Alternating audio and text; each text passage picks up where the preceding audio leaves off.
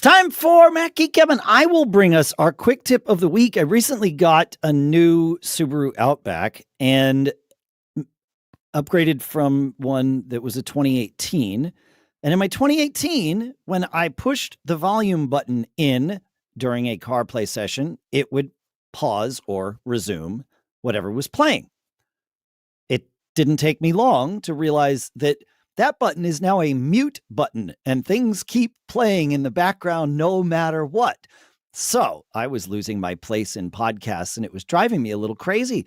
I found that on the steering wheel, if you hold the source button, the one that if you just press it would change between, AM, FM, whatever other options you might have in the car, simply holding that down now acts as a play and pause button. So if you have a Subaru, and I believe that happened in the last 3 or 4 years, that's how you do it. And other cars may be the same. So experiment. Don't be afraid to hold a button down a little bit longer and see what happens. More tips like this, plus your questions answered today on Mac Geek Gab 1085 for Monday, April 14th, National Dolphin Day, 2025.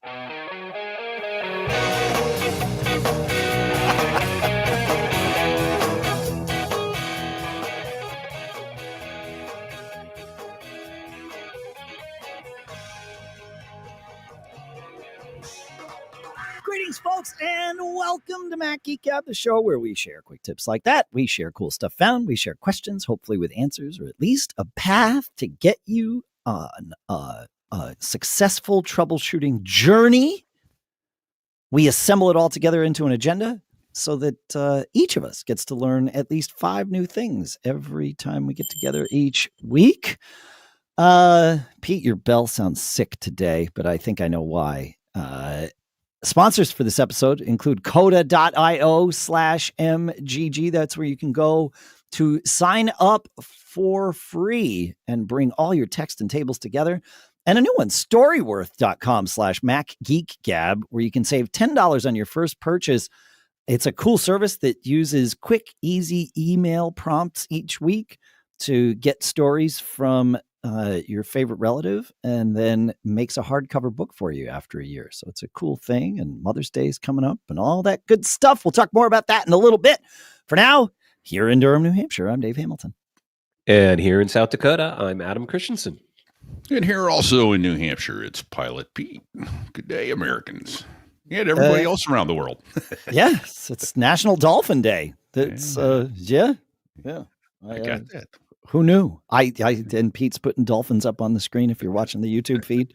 And if you're not, I don't think you're missing anything. That's right. If you're not, we're sorry that you had to hear us talk about it. Yeah, it was interesting figuring that out with my car. I'm glad there was an option somewhere. And that was kind of the point of my quick tip was, they often don't take functionality away when they upgrade things like that in cars, but I feel like they move things around a lot more than we're used to with any of our other tech. So, well, and you could say with that opening quick tip that literally your mileage may vary. Oh boy. Yeah. Oh Dave. boy. Adam, was that not part of RTFM? Because weren't you the person who told me that every time you buy a new car, you spend the time to read the entire manual end to end? It's fair. I have not done that with this vehicle yet. Yeah. So yes, it's been, I don't know if you were aware, Adam, but I got this car in February. I don't know if you remember my travel schedule during Q1 of this year. No. But unless I wanted to bring that manual with me on the airplane, and really what I should do is load the PDF. Here's another quick tip, right? I should get the PDF of the manual as opposed to the tomb that's in the car. And then what I want to do is feed that PDF into a custom GPT with all of my manuals for all of my electronics and appliances and other cars.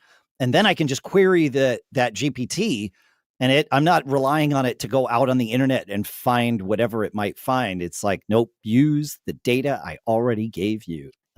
So that's That's what I need to do. Yeah. Then you can just ask it, why is this not working? Right. How do I play and pause? Yeah. How do I make it work? I'm curious if that's in the manual. Now that I don't know why I didn't think of it. But to look it up before the show to see if it's actually in the manual. But I will look up now. Not right now because we're doing a thing. Yeah. Exactly. Well, you can do it. Well, Adam does a quick tip, but even you're not probably that quick. No, right? Probably. I mean, the car's not that far away, but I'm not going to. But I will. Mark had, ironically, a ChatGPT tip. He says, I find ChatGPT very useful to make scripts to run inside of Photoshop. They can be added to Photoshop scripts folder and run via a menu command. These Photoshop scripts have saved me countless hours of work, and he's got one that will process images and change their color types, convert them to 8-bit or convert to RGB, or actually do all of that. He's got a script that he had ChatGPT write for him that converts an image to an Adobe RGB 8-bit file and image and saves it as a JPEG, and all that kind of automation stuff. I probably, many people are sick of hearing me say it, but treating ChatGPT like your assistant and giving it data, the more you give it, the better off the results are. If you give it very little and just query it based on its data set, there's too much conflicting data out there on the internet for it to, be able to be correct without checking, without confirmation. And that's why I love having it write scripts, because you run the script. Did it turn it into an Adobe RGB 8-bit JPEG? If the answer is yes, great. Now you know the script works. If it didn't, now you know the script doesn't work. So, do you think Apple will ever give us our own on-device, like on Mac GPT that we can just feed like all of our stuff into, and it just like the stuff that we want, but it never out on the cloud? It just all runs locally. Is there a world where that happens? I would love. I mean, Apple has kind of said that's the world they want to give us. They've implied. I don't want to say that they've said it, but they've implied that. And I think it would be a combination of happening solely on device or happening in Apple's the private cloud thing that they've the vault, the online bespoke. I can't think of the name of it, but that. And I would love that. I'm also to the point where I'm half willing to upload my entire email archive to ChatGPT so it knows all that about me too. And I realize like it would be better if I didn't do that. I'd be probably violating a lot of other people's confidentiality, not just my own. So I have not done that yet. Well, we have a big problem. I mean, not a big problem, but like we're getting this mandate at work now to use GPT more, to use AI engines more and stuff to make our work more efficient. But there's a very, very clear mandate that you can't put anything sensitive or private or anything about the company. So it has to be real generic stuff. So like it's being used more, I would say, in marketing for like marketing research or, like that sort of stuff. But even there, they have to be careful about like not putting numbers in there and blah, blah, blah, blah. So it is a dilemma, especially in the corporate world, because, you don't want your corporate secrets going up into ChatGPT, right? Like So on the programming side, there's not a lot we can do with it. We can, generic things that we might need, but anything that's client specific or proprietary, obviously we can't feed any of that, right? That's seriously not allowed. Right. For very good reasons. And but so, I think if you had one that wasn't in the cloud, having something that's not in the cloud, then, avoids that problem. Right. Yeah. And you can, like, in theory, not even in theory, in practice, you could run your own local GPT for your coding stuff, right? That ingested every bit of code that your company has ever developed, right? And now, like, that probably would be a valuable thing for many companies to do. I don't know if you saw it last week. Shopify's CEO, I'm saying that right, not Spotify, Shopify. Yeah. Shopify's CEO came out and said that using, he called it reactive AI, generative AI, some of these, like one of these things, using these GPTs is now mandatory. You have to have fluency. You have to be using it as part of your job. Mm-hmm. It's kind of what I've been saying for a long time. Anybody that, especially small business owners, but even large business owners, if you are not using some ChatGPT or one of its ilk in your business, you are willingly and hopefully knowingly giving your competition that advantage. Now, there might be very good reasons not to. I'm not saying, therefore, to throw caution to the wind, but Just throw it all in there. It should be eyes wide open, right? That's kind of the intent of that, is like, okay, make sure that you're doing this and you understand both the pros and cons of choosing not to or choosing to use it. So I like what your company's doing, Adam, because you're kind of finding the path, which is good. I mean, yeah, they're working their way into it, and I'm sure they will do an in-house probably server or something for the coders at some point, but I mean, that's not, it takes some time to build something up like that. Yes. Yeah. And I mean, they even did announce at our last little corporate conference for our customers, they're building a in-house search thing. So that will be private and on our servers for our clients and stuff like that. So smart. Huh.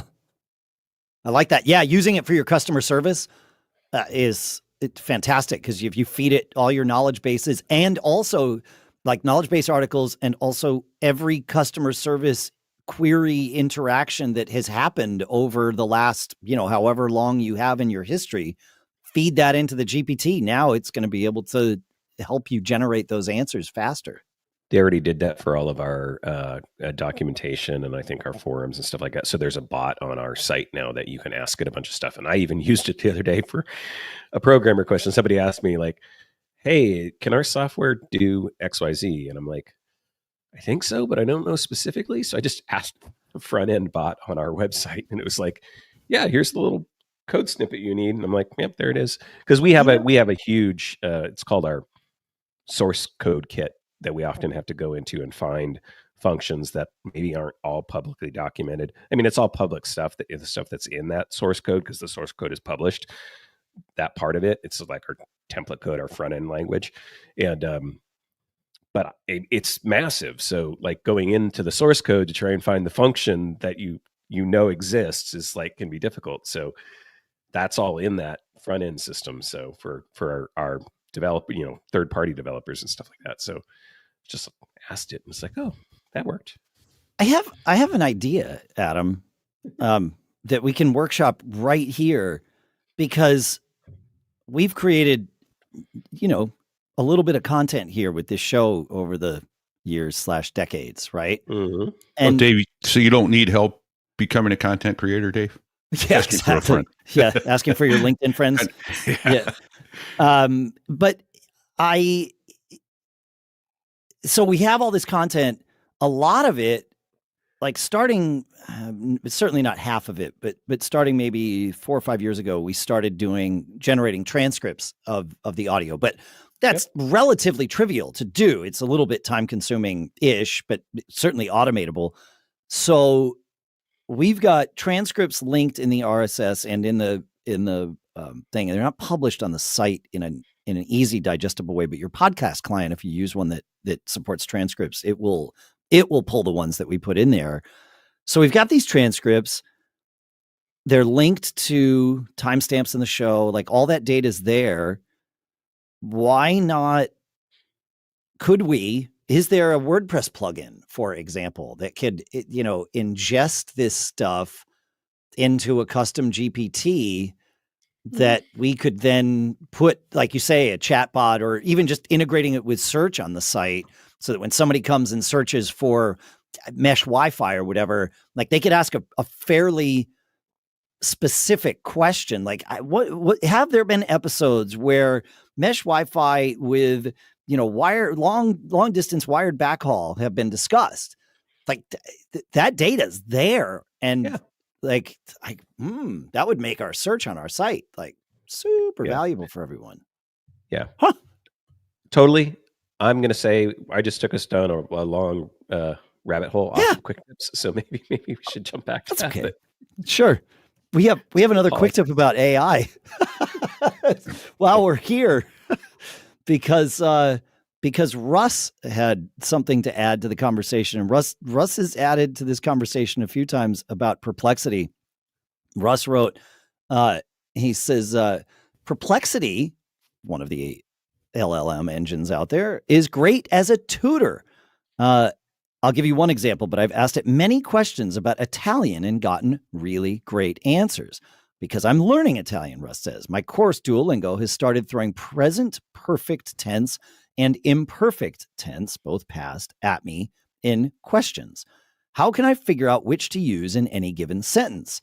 Perplexity Pro responded, to decide between the present perfect and imperfect tense in Italian, consider the nature of the action and its connection to the present, and gave a slew of examples and like explanations of why to do it, and then also examples in Italian with their English translations. I'm not going to read through the whole thing, but and then it summarized some tips for ask yourself, here's how you do this. Here's the cheat sheet, right? Ask yourself, is the action completed and connected to the present? If so, use present perfect. Is the action ongoing, habitual, or descriptive of a past state? If so, use imperfect, et cetera, et cetera. So yeah, it can be, it can be really helpful. It's fascinating. So fun stuff. That's where we're at. Cool. That's where we're at. Yep. David has a little. Oh, sorry. Go ahead, Pete.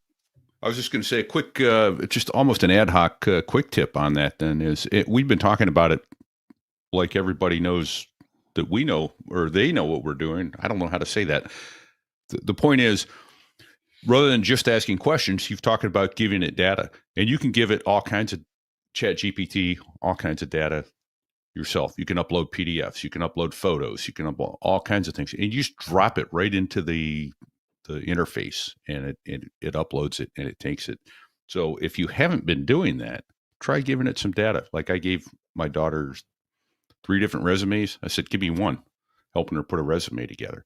And it took all 3 resumes, didn't repeat anything, and combined it into a beautiful PDF resume output. Boom, done. So it's awesome. Yeah. So give it input, I guess, is the quick tip. Yeah. Give it what you want. So sorry, took us down another rabbit hole. David has a little follow-up to some of the backup stuff that we were talking about. Says, love the show each week. I followed Adam over, and even though I miss his show, I'm really enjoying this new team. Well, that's same. Thanks for following. Yeah. 2 weeks ago, you helped motivate me to update my backup strategy. I used to have a great backup strategy, as Adam taught all of us. But then I got a new MacBook M2 Pro, 1 terabyte, and got sloppy. I always backed up my family videos, grandson soccer, and all my family videos backed up from VHS, DVD, other media, onto 2 SSDs, 4 terabyte. Those are full and needed more space, so I have 2 1 terabyte SSDs for saving the new soccer games and family videos, and then went out and bought 2 more 2 terabyte hard drives, the old spinning ones, 1 for Time Machine and 1 for Carbon Copy Cloner, or for CCC backup. I just bought a new copy. Cool. So I think I'm pretty well set. Thanks for the motivation. Well, David, that sounds like a great upgrade to your backup strategy. So congrats. Yeah, I agree. For years, listeners have been telling us here that we're expensive people to know because of all the things we recommend. But like, you should see how much we cost ourselves. Yeah, you're right. Exactly. Yeah, exactly right. But those kinds of purchases, I think that's smart for sure. Yeah. That's the typical upfront investment that's going to be a moderate amount of money to save you lots of money for the alternative, is what I always tell people. It's like, $100 2 terabyte backup hard drives, a lot cheaper than sending it to the recovery service that has, a 50 to maybe 70% chance of recovering anything for you, and it's going to cost you thousands of dollars. Yeah. Future you will thank present you for having made this purchase for sure. All right, I want to talk about Storyworth. So Mother's Day is coming, and if you're still thinking about flowers or candles, let's level up this year, shall we? Storyworth, our sponsor, is one of the most meaningful gifts you can give. It's pretty cool. Each week, Storyworth emails your mom a question like, what's one of the bravest things you've ever done? Or what was your childhood home like? She writes her answers. And then at the end of the year, Storyworth turns those answers into a beautiful keepsake book the whole family can treasure. I've opened a Storyworth account and have been testing this.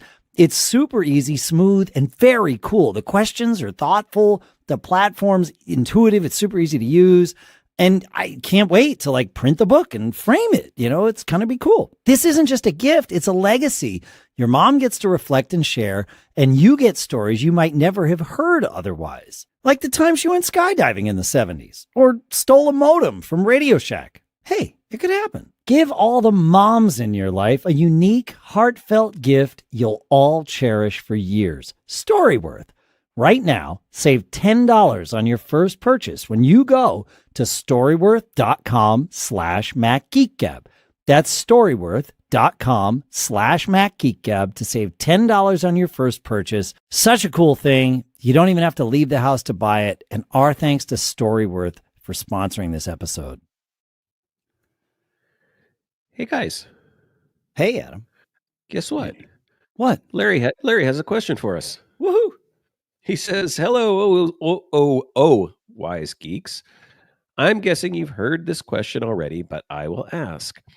Having fear of what the tariffs might do to Apple's prices, I'm looking at my 2021 M1 Max and considering whether it might be time to upgrade to avoid any price increases. Plus, it still has a $1,200 trade-in credit value with AppleCare till September. So I'm looking at the M4 Pro, and it has 24 gigs of unified memory. My MacBook Pro has 64 gigabytes. I know that a change in processor could be, with the change in processor, it could be more effective on the M4 Pro, but how much more? I'm looking at Activity Monitor, and about 10 or 11 or 10 or 12 applications are open, and they're using 42 gigabytes of memory. I closed everything except the Finder, and it was using up to 24 gigabytes. Should I just hold on to my computer and wait and see if something dynamic comes out towards the fall? And if not, just continue buying AppleCare until this dies. So I think the overall question here is, do I upgrade and maybe have less memory, or do I keep what I have and kind of just keep it going and continue with AppleCare and see where things land? Or wait for the next best thing, right?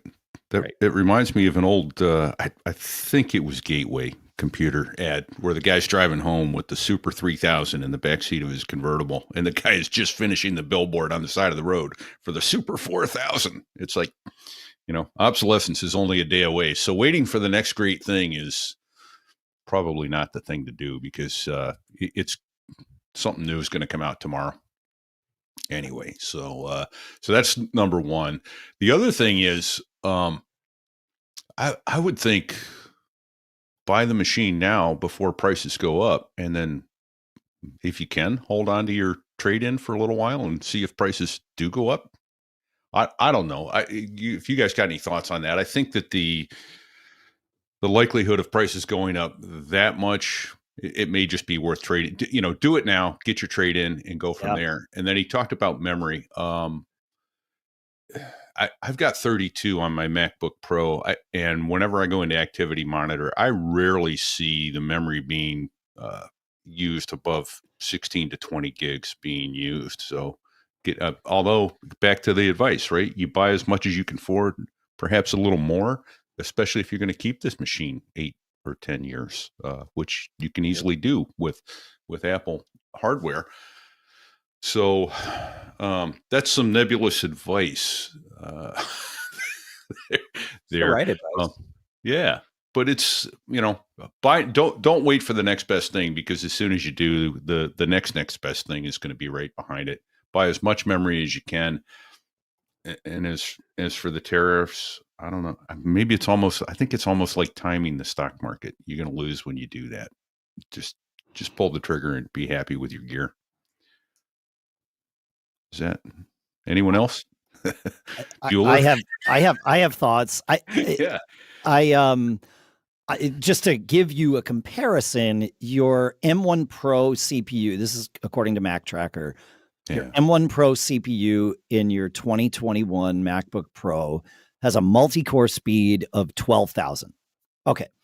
The M4 Pro in the 2024 MacBook Pro has a speed of 22,000. So essentially twice as fast, not quite, but as in terms of the CPU, twice as fast. So factor that in, and bear in mind how, and you would know this, but bear in mind how often you're actually using all of your CPU power, because I'm recording a podcast right now, streaming video, doing lots of things, and I'm I don't know, 30% on my OG Mac Studio here, base model, right? So just like think about that. Maybe 35, 40%, something like that. But it's not. I'm not taxing this CPU. I'm not anywhere close. And that's what is that CPU? That's a M1 Max. So probably very similar to what you've got there. I don't have it up in front of me. In terms of memory, I think the most important thing to look at is memory pressure in Activity Monitor, and see. He mentioned that it was using 42 gigs of memory, and then it was down to 24. Well, Unix in general, and certainly Mac OS, manages memory to take advantage of everything you've got as often as it possibly can. And so the amount that's being used isn't as important as how it's being used, and how much is being used to make the machine respond faster, like with caching and things like that. So look at memory pressure. And the other thing, and you can see both of these on the memory tab in Activity Monitor. At the bottom, you want to look at memory pressure and the amount of swap used. If you're using more than like a gig of swap, then that's telling you that you're using more RAM than you have. But otherwise, those would be the things I would look at. Yeah, that's a very good point about, it's going to use what you have if it can. Obviously, right? Like, he doesn't. Maybe not obviously. I mean, but yes. I mean, that's the idea. If you have the physical RAM, it's going to want to use that over, doing unified or going out to your hard drive. Now, what that means for performance versus one or the other, that's where I think it gets a little bit nebulous, right? It's like because Apple's SSDs are really fast, and they've focused on this unified memory thing. And I guarantee it's not as good as physical RAM. I would almost guarantee, I guess I shouldn't guarantee that, but I would think logically that the physical RAM is going to be better in terms of performance overall. But yeah, I think you made some very, very valid points there. The only other thing I have to add is kind of goes back to what Pete was talking about earlier, is about not waiting for a machine. And it's almost the opposite, not opposite, but it's a complementary view that I've had for years. And I think I've said it before, but I'll say it again because I think it's important for people to hear. Buy a machine when you need a machine. And I'm only saying that here because I don't know. It doesn't sound like maybe he needs a new machine. He's just worried about the tariff pricing stuff and wants to get ahead of the curve. But the reality is, just like Pete was saying with stock market, all this stuff goes up and down and up and down and up and down, and technology is changing so quickly, and you don't know what's going to happen a year from now or 2 years from now. So throwing money at a problem you don't have today because you're worried about something that might have, is going to be happening tomorrow, buy a machine when you need a new machine and get the most machine that you can get. That's the basic advice I've given everybody. It's like, if you need a new machine, if there's really a reason why you need it, and the need can be, I just want one. That's fine. That's okay. Right. Yeah. Yes. Yes, for sure. Whatever your need is, I don't care what your need is, but like, don't just buy a machine because of some external influence that you're, I don't know. I don't buy that way. I buy it when that's why I don't have a new machine currently. That's why I'm still on this Intel machine. It's like, it does everything I need it to do. Why am I going to throw $2,000 at a problem I don't have? Right. Yeah. That's a great question to ask. I think it's probably not always a rhetorical question, right? Because we have all seen technological advancements that would actually give an answer to that question, right? It's because it's not necessarily, why am I going to throw $2,000 at a problem I don't have? That's a good question and is almost rhetorical. But changing it slightly to, why might I want to throw $2,000 at a problem I don't know that I have, right? And so I'm thinking of when we migrated from dial-up to cable modems or broadband connections. We all lived within the confines of what we had on dial-up, right? And it might not come as a surprise that I am an early adopter. I got a cable modem the day before I was ever able to get one. I wanted to be number 0 on the list. Of course I did. But that's me. And then I would go to my clients. I was in Austin at the time. I'd go to my clients and be like, all right, well, we got to get you to a cable modem. And it was a hard sell for a lot of them.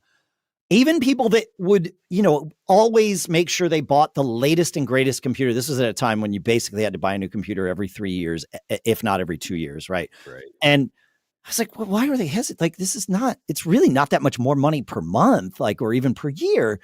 Well, what's the hesitation? And the hesitation was they couldn't see why they needed it, because everything they were doing worked on dial-up because all they had was dial-up, right? They didn't, enough of their colleagues / friends / peers, whatever, weren't yet doing things that they were aware of that they now had envy, right? Like, wait, I want or need to be able to do whatever you're doing.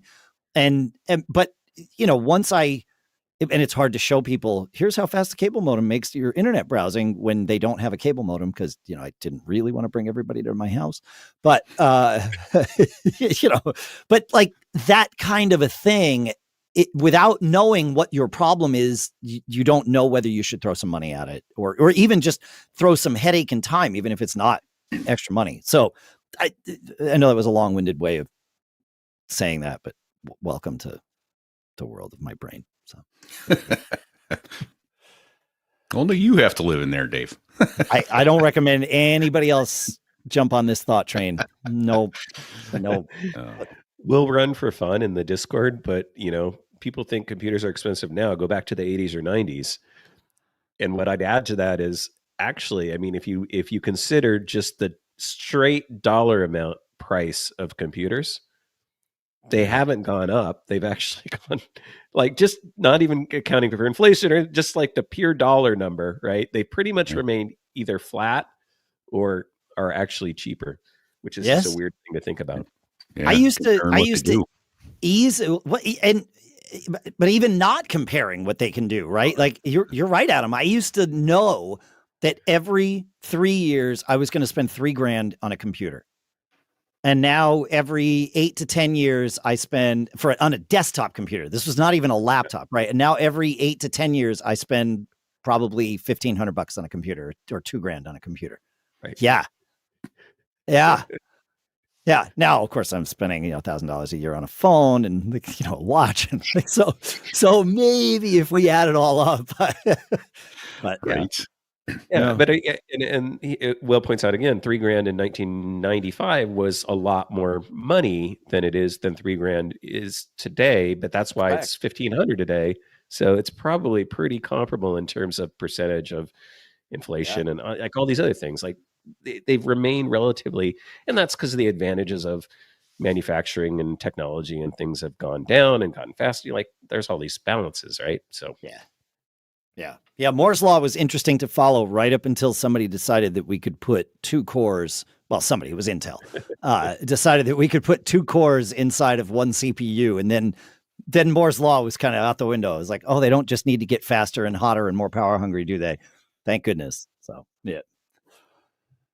All right. Well, that was has a question. My early 2019 iMac died because its SSD died.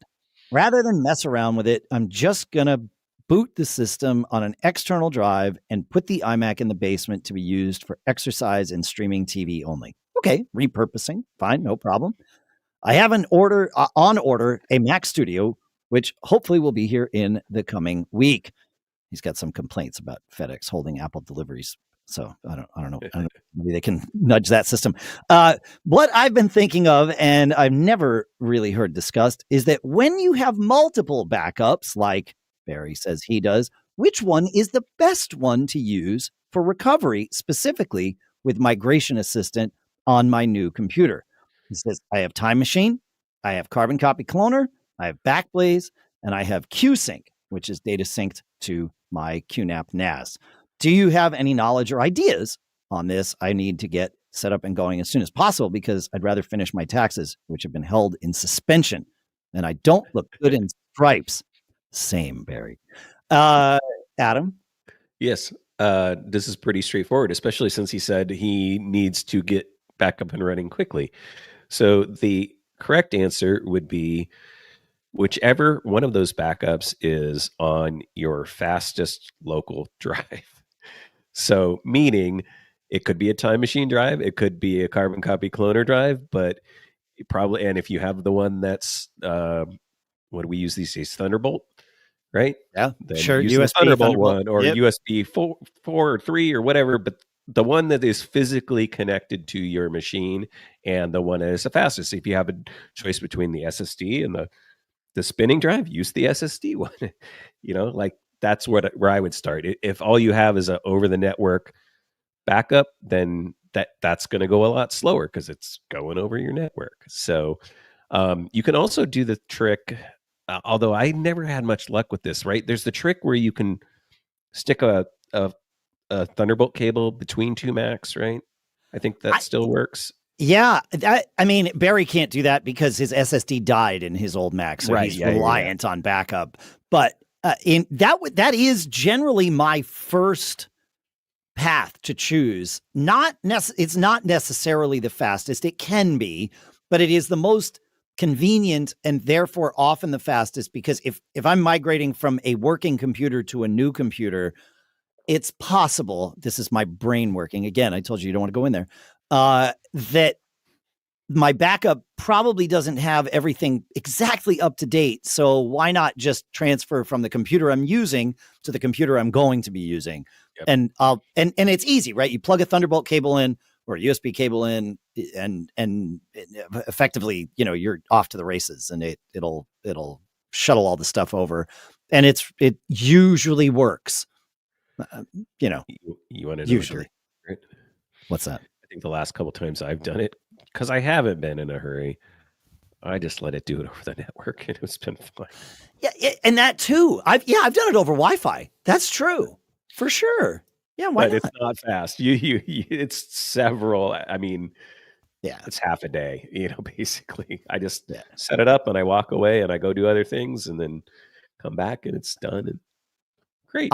I have started a migration assist because I'm impatient. So I'll start it over the network, right, to get it up and running. And then I will dig out a Thunderbolt cable and plug the two devices into each other and watch it migrate from change. I know it's Migration Assistant, but it adapts and it says, oh, I've got a faster connection via Thunderbolt. It actually tests the two and says, all right, yep, we're going to go to Thunderbolt now. And then it uses Thunderbolt for the rest of it. So you can do all kinds of things. The one thing, and it's been a little while, a little over a year and a half now, maybe, knock on wood, I don't have to do this anytime soon. That was an expensive summer a couple of years ago, losing all those computers. But The one thing that I've found in the past that really slows it down is if I have installed Homebrew. For whatever reason, migrating, and it's probably because it's lots of little files or whatever, but it's super and I think we all kind of realized this at one point. It was like, why is Migration Assistant taking so long? And somebody like looked at the logs or whatever, and it's like, oh, it's that, because it's tons of little files. So it doesn't really take advantage of the speed of the connection. It's just one by one. But I mean, it gets it done. You let it, like you said, let it go overnight. Good to go. Yep. But fastest direct hard drive. Yeah, I agree with that. You got anything to add to that one, Pete? No, I really don't. That's it. I would have, just on the surface of it, I would have said, the clone, obviously, but the connection is the key, right? Yep. Don't do it over Bluetooth. It's going to take a while. Oh man, I don't think you can. I don't know. Yeah, you'd have to work pretty hard to make that happen. No, I get that. Yeah, but that's my point. It's the connection, right? I mean, but yeah, I would definitely, if you've got a clone, obviously. That's that's going to be the most accurate. No. Depends on how recently. Least overhead. I mean, because of versioning and extra data in Time Machine. But yeah, my gut, I have not done any testing on this. My gut would agree with you that the clone would likely be a more efficient path than pulling from Time Machine. But that's assuming all backups are equal. Like that, the place with your most recent data is the best one, Yeah, right. I mean, that's why I try to do a clone a couple times a week. Just, I just plug it in and let it go and walk away. But but I mean, Time Machine's continuous. So like in his case, right, his SSD died on his internal. So who knows when his last clone was? It could have been the day before. Yeah. Right. Yeah. And to Kiwi Graham's point in the live chat at macgeekgab.com/Discord, Time Machine's APFS snapshots are pretty efficient. That is very correct. Yeah. So, and really Time Machine's always been efficient, even when it was using, the kind of sort of hard links in HFS Plus. It just mounted like a volume because it was a volume and you just read from it. So yeah. Anyway, GW has a question for you, Pete. He says, I've used 1Password for many, many years. Would you guys suggest changing the passwords in 1Password at regular intervals, like every 6 months or every year? Or is it okay to just leave them be until they have to be changed by either a work policy or a site policy, or perhaps a breach that requests or mandates it? So, it's always good practice to look both ways before stepping out into the street. If you're going to change your password, you're basically putting a blindfold on and stepping out into the street, because you don't know if you're stepping out in front of a hack that's going to get your new password, or if you're stepping out behind the bus that's already passed and it's never going to guess your password, assuming somebody's trying to hack your password actively as you're changing your password. I tend to be in the school that changing your password for the sake of change is a waste of time and non-productive, and perhaps even less secure.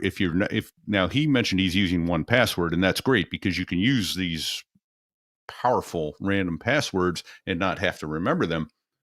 But if you're changing them to change them and you aren't using something like that, now you're going to go to something less secure because you're trying to be doing something that's memorable and therefore easier to crack. But I always like to refer people that ask the password question to Steve Gibson's grc.com/haystack. And he's got a great example in there. Try to visualize, close your eyes and visualize this. Unless you're driving, keep your eyes open. One of the passwords up there is D, uppercase D, 0, lowercase g, and 23 dots behind it. And then below that, he's got a password that's all uppercase, lowercase, numbers, and symbols. And the thing about that is it's only a 23 character password, whereas the D0G is 24 characters. So which one is harder? From a massive cracking attempt the easier one to remember is far more strong because it's going to take longer to get there and crack that 24-digit password as opposed to a 23-digit or character password. So, and it goes back to, I talked about it on the show a few weeks ago, I'm sure, is padding. I try to pad all my passwords with either a symbol or a letter or something along those lines. Now, some of them don't let you repeat characters and stuff, and that's kind of annoying. But I find that putting a long password in and padding it is helpful if I have to remember it. But I am firmly in the camp of it's a waste of time to change your password unless your company or whatever is forcing you so to do. I understand why the length of a password is objectively better, right? More important rather than the entropy of the password, right? The variability of it. For entropy. Thank you. Yeah. However, knowing that we have known that and knowing how humans are, if I were writing a password hacking algorithm, I would try lots of characters together in a row because like I would prioritize trying that over something else. Now, what you don't get with this is, unlike somebody like we see in, movies when you're cracking a safe, like, okay, well, I got the first number. Okay, I know I got the first one. You don't know if you're trying to hack somebody's password. You don't know if you've got 23 of their 24 characters, right? You're just trying random things all the time. So yeah, I guess I guess the argument still stands. I can't poke holes in this. That length is more important than entropy. Yeah. Size. Especially if someone doesn't know the length, because they've got to start by 8 and then 9, all 9 characters, and then correct. All 10. Yeah, you don't know. That's why I use a not 4-digit passcode on my iPhone. Yeah. Because with a 4-digit, you can, it'll show you, okay, here's the 4 There's things. only 10,000 possibilities. You know what you're trying to do. Whereas mine actually could be a 4-digit passcode. But it's not obvious because I choose that option of, use a variable length. I forget what it is, but that way it's just not obvious to someone who picks up my phone how many digits there are in my passcode. So same.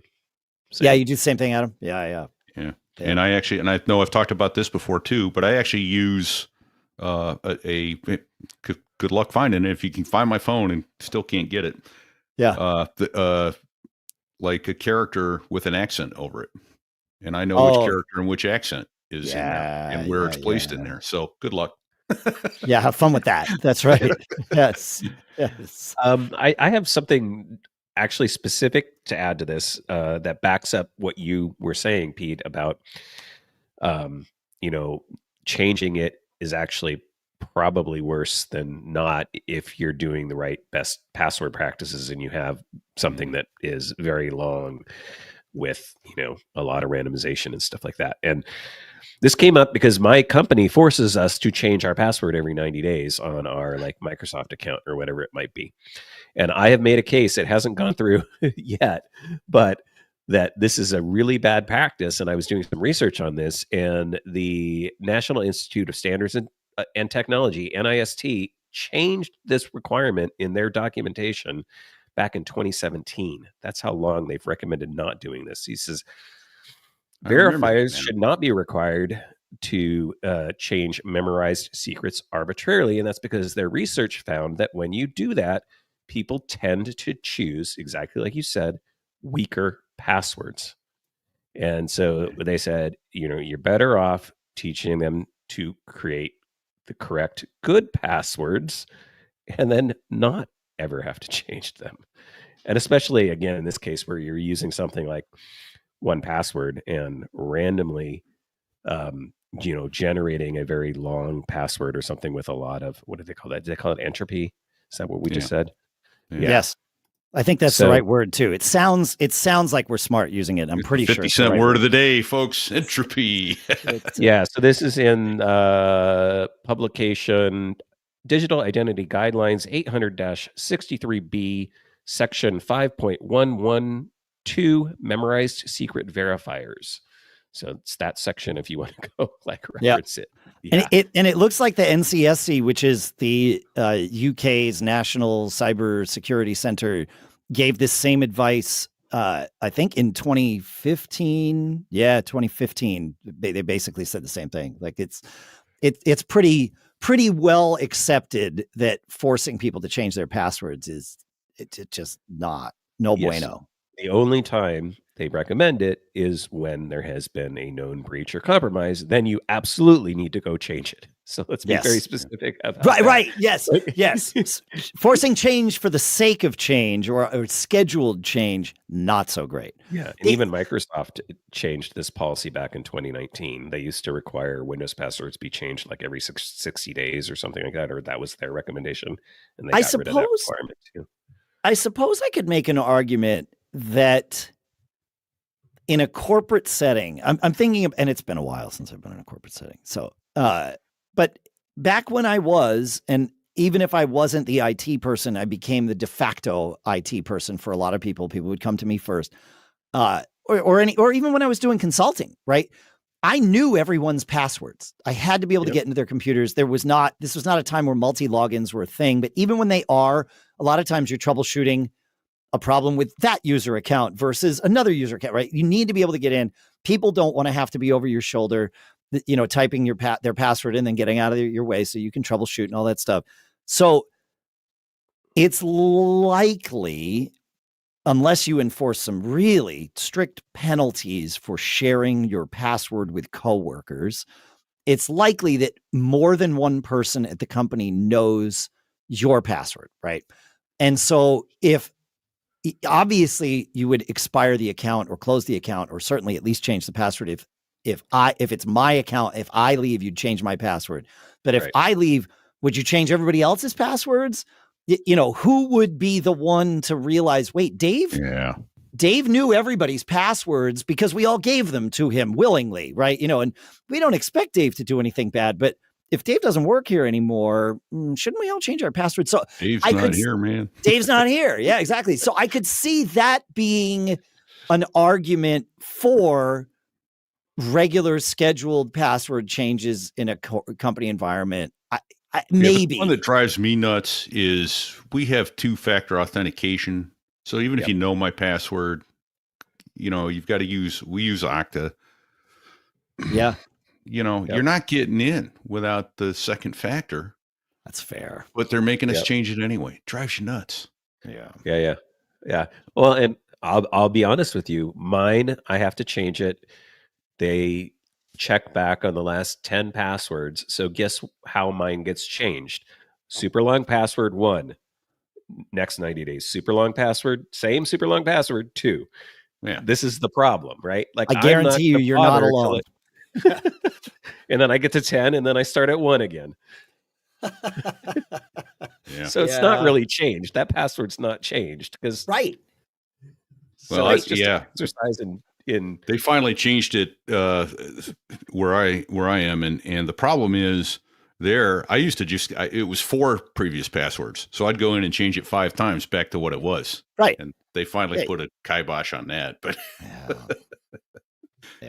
let us know what you folks are doing and your thoughts on this, because even just as we're having, we spent 5 minutes talking about this or more. Actually, I think it was about 10, and we're already kind of coming up with the nuances of this. So let us know. Feedback at MacGeekGab.com. I'm curious. You heard him. Feedback at MacGeekGab.com. Yeah, we'd love to hear from you at feedback at MacGeekGab.com.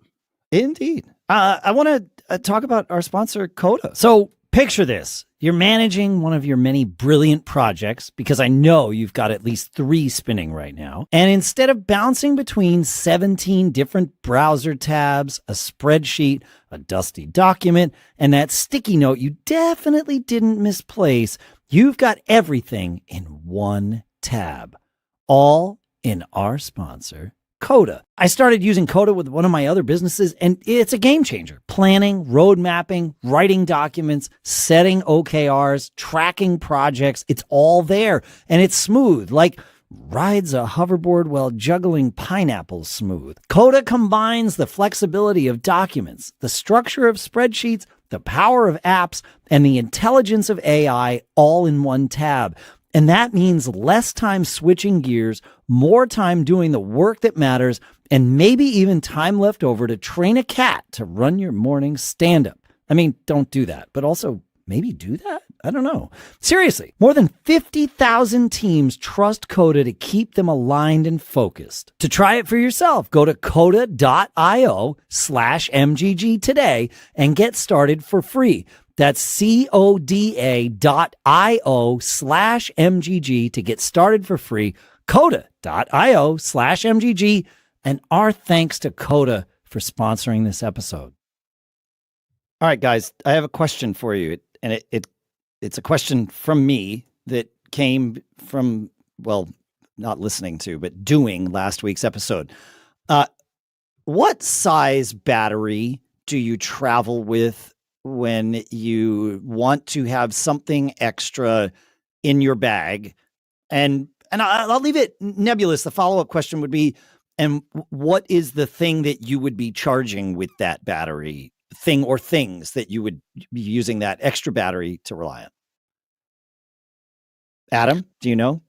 Yeah, I was trying to go find it.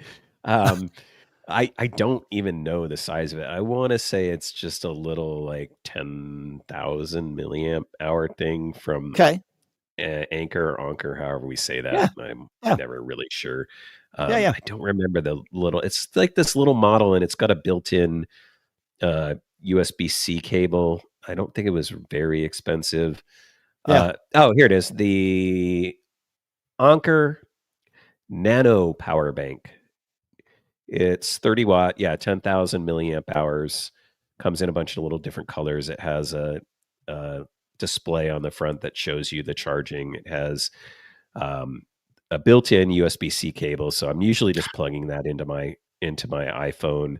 That also acts as like a little loop, and then it has a USB-C port for either charging, or you can also charge from, and then USB-A on it. It's just a little tiny thing.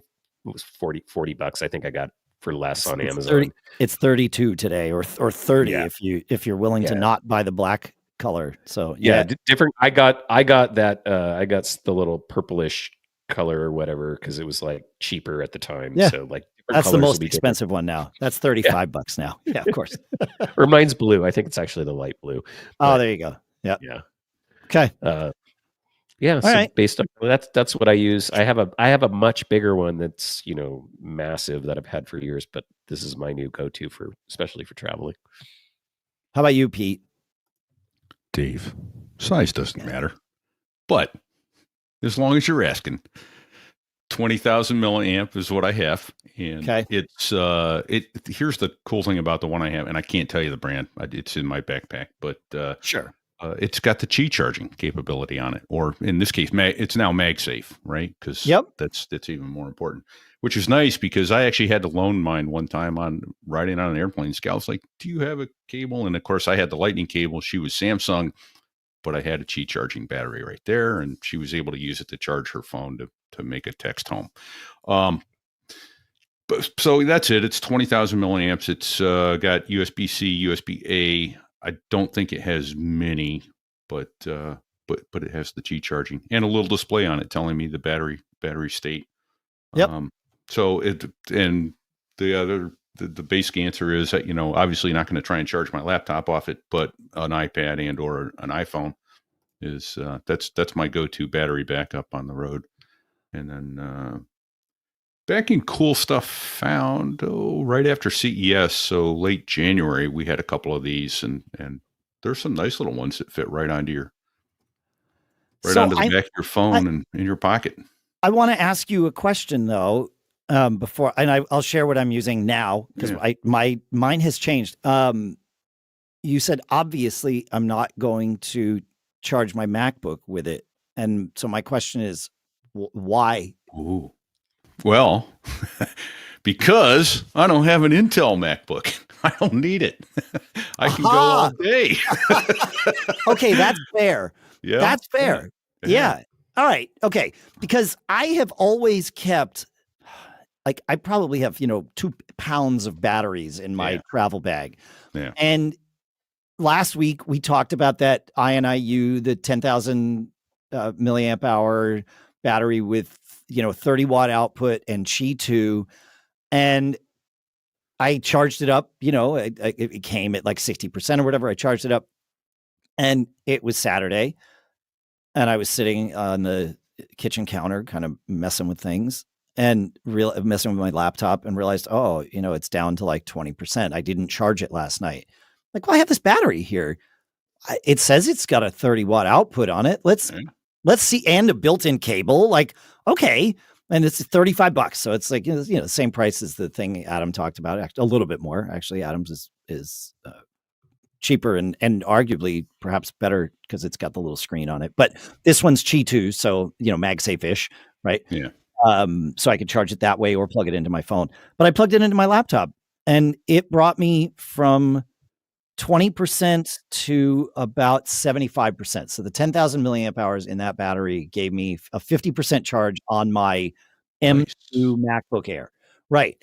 And so I was like, okay, wait a minute. Now that I've done this, I could give my laptop 30% and my iPhone a full charge on this thing with just this little 10,000 milliamp hour battery, lightweight, already has its own cable in there.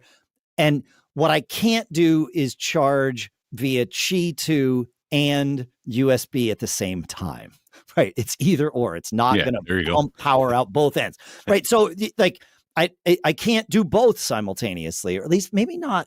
I didn't try it with another cable, but it was in that moment that I realized I don't need more than a 10,000 milliamp hour battery in my travel bag now, because to your point, Pete, it's rare that I would be in a scenario where my laptop needs a top up during the day, but not impossible. Like the scenario would be, I forgot to charge it last night, right? Like that's, or 2 nights ago or whatever, but it could run out. So I want the ability to buy myself some time. That's the Boy Scout in me. Fine. Always be prepared. But and then I thought, well, I travel with 3 batteries in my travel bag. And my question to myself was, I traveled a lot in the first quarter of this year. I never used any of them ever. Like in 3 months of a lot of travel, and including like going to conferences where, I'm using either my phone or my laptop at sessions, all day long. Actually, I might have I have a Qi battery from Anker and it's like an Anker pop socket battery that's got a pop socket on it. I may have used that at South by Southwest. It's possible. In fact, I think I brought it with me. I brought it with me out of the hotel one day. I probably used it, but okay. So that's it. Like, when am I going to use these things? Yeah. So I would actually like to say one other thing about batteries and travel. And the airlines did a disservice to the public when you had to turn your Kindle off for takeoff and landing. And, can't use your cell phone, has to be in the airplane mode, and, it's bad. It could bring the airplane down. And really the engineering hadn't been done. And I wouldn't actually, that's a misstatement. It was the FAA that was doing that. They did a disservice to the traveling public, because I think that leads to the, how many people texted, how many people did phone calls when they weren't supposed to be doing it, and it never hurt anything. And so they got away with it. And I'm afraid or just forgot. Yeah. Or forgot. Right. Yeah. Right. And my concern is that got people into the same mode with the rules about batteries. And let me tell you, I'm not worried about the battery in your AirTag. It doesn't have enough juice to do the damage. If it goes high order, it can damage the AirTag, and that's about it. But let me tell you, a laptop battery or one of these 10,000 lithium ion batteries, they go high order, it can bring an airliner down, and that's no BS. So when they're saying don't put those in the cargo hold, that's because there's no way to fight a fire down there. If it's in the passenger cabin with you and the overhead starts smoking, someone can get it out and put it. The flight attendants have bags to put this equipment in. Should it go high order? Yeah, they're on all the airplanes now. So they can fight a fire if they can get to the fire. Guess where they can't get to the fire? Down in the baggage compartment. So they're not kidding when they say don't put your batteries in checked luggage ever. So you're saying that the disservice, I want to make sure that A, I understand, and B, we articulate it right for our audience. Yeah. You're saying that the disservice is that they made a rule that we all knew was not as important as they made it out to seem, and therefore we now apply that. We got in the habit of breaking those rules. I got it. Okay. Yeah. Thank you. I just wanted to make sure this one they're not that was said. Right. Say that again, because I might have spoke over this time. Yeah, they're not kidding this time. The battery rules are important. They are life and death important. So got it. Thank you. Okay, that's good to know, right? Because they did do us a disservice. Like when you could shave during takeoff and landing, but I couldn't read on my Kindle. Yeah. And like or my wife could knit during takeoff and landing. Yeah. I was not all that I'm very comfortable on airplanes. When my wife was knitting next to me during a landing, I'm like, this could, like, if we bounce too much, man, I don't know. I got one word: Toronto. Yeah. Things can go badly quickly. Yeah. All right. Thank you for sharing that. Now Pete's got me worried because like they're not. They're not scanning for that kind of stuff, right? So like I'm trying to think of like all the IoT things, all the things that now have LiPo batteries in them. Yeah. And the number of times people might not even know they have a thing that has a LiPo battery in it in their checked luggage. I went to check a bag. I had like JetBlue Mosaic or something, so I could check 2 bags for free, and I was going somewhere. And I was like, you know what? Just check the second bag. I had a big suitcase for some reason and a small one, and I was like, check them both. Like, it doesn't matter, sure.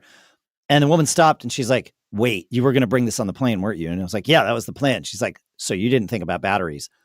Is there a battery in this?" And I said, "Yes, there is. Thank you for asking." So I pulled it out, and she said, and I asked her, I said, "What would have happened?" She's like, "Oh, they would have bounced the battery out." So in her mind anyway, there was some scan that is happening to all of our luggage, and they're looking for that. But here's where the hole is, I think, in the system, is if someone doesn't ask that and you're at the gate with your bag and now they're checking your bags. Correct. And those aren't getting scanned, I don't believe, before going into the cargo hold. And because they've already been through TSA scans, but TSA doesn't care about batteries the same way the luggage does. Yep, that's fair. And Matthew in YouTube put up the comment that, he's joking, last you can get out of her cage and put the fire out. And he goes, you'd think they'd have some extinguishers in there after all these years. And they do. That being said, they do. We lost Pete. I think they've silenced him, Adam. Oh no, Pete's back. Okay, great. I'm here. Oh, I went away. All right. Yeah, I've been here the whole time. Just ask me. But Matthew's point is they would have firefighting in the cargo hold, and they do. But standard firefighting does not put out a lithium-ion battery. Like you'd think it. Go on YouTube and look at some of those videos. You can, if you put it in ice, it actually makes a little igloo that insulates it, and it makes it hotter. So it needs to be submerged in water. Interesting. And the firefighting equipment in the cargo hold is not going to submerge your battery in water while it's catching everything around it on fire. Yeah, right. So, right. It's not. There's no good way to fight a lithium-ion battery fire in the cargo hold. So while there is firefighting equipment down there, it's not. It ain't good enough. Again, I'm just thinking about electric shavers, and I'm thinking about toothbrushes, and like. Well, but I think to Pete's point that it's the larger batteries that are the issue. Once you hit the 10,000 range, I think that it's. Maybe even 5,000, but your toothbrush. But not the one in the toothbrush or the like you said, the AirTag or those sorts of things. So all right, cool. Thank you. We have time for one more. Adam, do we have time for one more? Sure. Okay. Got a question from Who is this from? GW says, I'm not sure if this is a Geek Gab question. I think all questions are Geek Gab questions. But I had used the Mint budgeting app for many, many years until they moved to Credit Karma. And it's not like at all like it was. There are so many apps out there to choose from. Do you guys have any recommendations of a great one? It did everything I needed for budgeting and tracking. Thanks, as always. So it sounds like he's looking for a replacement for Mint Budgeting, a budgeting app. Anybody got recommendations? I do, actually. I answered this one. I really liked Banktivity. When I came over from Windows, I actually ran parallels for years so I could keep using Quicken, because Quicken on the Mac sucked. It's better now. Okay, we'll get to that. Yes. Okay. Well, okay. This is 18 years ago. Yeah, so. exactly. It did. Yeah. It sucked. Yeah. But Banktivity was fantastic, and you could put in, you could link it to your investment accounts and all those sorts of things, and I found it to be great. Now, over the years, I have since let go and let my financial advisor, and I don't balance my checkbook twice a month anymore like I used to. Yeah. But it's fantastic. If you need to track financial data very closely, I found Banktivity to be an excellent software. Yeah, and it's still being updated all these years later. I looked at the changelog or the release notes, same thing, and the most recent update was February of 25. So, they're on it. Yeah. Mac OS and iOS, so they are Apple only. Yes. Okay, interesting. Yeah. The iOS app was pretty good, as I recall, and it looked nice. I mean, I like the look of this. Same. Also, the pricing. I think you blew by the pricing. It looks like it's subscription, but it's not crazy. $5 a month for the base tier. I don't know what all the differences are, but it's somewhere between $60 and $100 a year. So, and I bet it'll tell you that if you put that in your budget, it'll save your budget. So, right. Literally has the opportunity to pay for itself. So, yeah. I mean, that seems in line with probably what you had to pay for Quicken back in the day. Yeah, well, this is just budgeting. Although I guess what else would you be using these things for? I still use Quicken. I was one of those people that lived through the dark times, and there were two versions of Quicken for a while. Yeah. There was the old version, which I think was Quicken 5 is what I have in my head or something. And then they kept trying to release these versions that were this watered down thing that I'm sure was great, but not for those of us that were using all of the nitty gritty features of Quicken. And then Quicken stopped being an Intuit product. And that's when it really started to finally head down the right path. I still use Quicken. Interesting. I did not on the know Mac, that. But it's a much better piece of software now than it was in those dark times. So yeah, no, I Quicken's what I use, but I think I'm using. Am I using Quicken Classic? I think I am. Yeah, Quicken Classic is what I'm using these days. That's kind of the more nitty gritty kind of thing. Mm-hmm. So, yeah. Is that the one that's still local, or all this stuff cloud now? It's local, and you can choose to sync it with the cloud in various ways if you want. So, yeah. And it will pull down your, your data from your banks and sync and do all the things that, things do. And it'll do your investments and all that stuff too. Yeah. It looks like it got to the point where I could import my statement and hit reconcile, and it would balance my checkbook with a couple clicks. It's like that's what I do with it. Yeah, it definitely does that. Yeah. So you were going to ask something, Adam? I was just going to say Quicken looks like it's priced similarly to Banktivity. Yes. Yeah. I think I'm paying about $100 a year, maybe less. I think maybe 60 or 70, but it's in that range of, it's worth, for me, it's worth paying for it. It keeps me from not looking at my finances, which is good. I need to keep an eye on things. So, All right. Well, I think we succeeded. We did the thing, and the thing is called Mac Geek Gab 1085. So, I bet we come back next week and do it again. Yeah, there's plenty that we didn't get to, so we're gonna have to. We're gonna have to come back to that. Yeah. Sorry. A lot of rabbit holes. I love this. Yeah, we did find a few, didn't we? Yeah. Stepped in every one of them. That was fine. I think so. You let us know though. Like this is our show. I don't mean that it's the show of the three of us. All of our, not just the if three of us. If you are hearing this, it's our show. So let us know. Like, we hit more than one rabbit hole today, as Pete articulated. Thoughts on that? Let us know. Really, we can probably rein it in. I know tighten it up. Yeah, we can tighten it up. We have tightened it up. This show's shorter than it used to be. And more focused, I think, than it used to be. So, and that's because of the conversation we all have together about what we want from this show. So, yeah, it's good. Thanks for hanging out with us. Thanks to CashFly for providing all the bandwidth. Thanks to Clean My Mac for doing our monthly giveaway. Go sign up at macgeekgab.com/giveaway. Check out Adam's other show, the Debut Film Podcast. Check out Pete's other show. So there I was.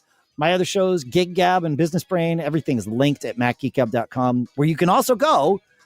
And if you just go to macgeekgab.com/review, you too can review this show. We would love it. Make it 5 stars is what Pete says. Pete's camera is focusing on his 5-star fist there. It's an open fist. It's not a shake. It's 5 stars. 5 things, 5 stars. Is there one more thing do we have to share? Either one of you? I think it's on Pete's shirt. I can see it says, "Don't get caught." Made on back. Mm-hmm. See ya. Later.